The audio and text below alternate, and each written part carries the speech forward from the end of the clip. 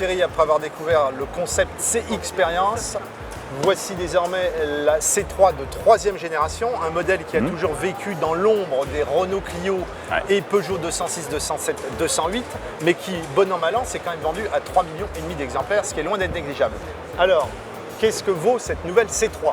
Alors, c'est une vraie surprise parce qu'en fait, on ne le devinerait pas comme ça, mais c'est une voiture pour laquelle Citroën a repris la base de la 208, rhabillée en faisant référence à la C4 Cactus, avec donc sur les côtés le désormais célèbre papier à bulles, à savoir les air bumps, et elle abandonne un petit peu le style néo 2 chevaux des deux générations précédentes. Qui reprenait les arches arrondies de la 2 chevaux et les arches de porte.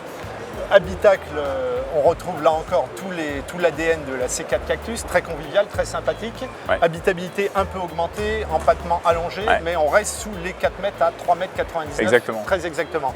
Qu'est-ce qu'il y a sous le capot et quand est-ce qu'on pourra en prendre le volant? Alors, sous le capot, on retrouve une série de versions du 3 cylindres essence, ainsi que les HDI 75 et 100 chevaux. Normalement, la voiture est censée être commercialisée sous les 13 000 € et elle sera vendue à partir de la mi-octobre.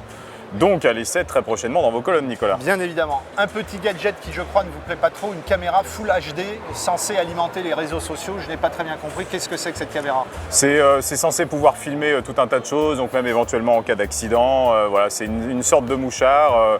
Bon, moi je pars du principe que dans une voiture, il vaut mieux conduire, mais chacun ses goûts. Merci Thierry.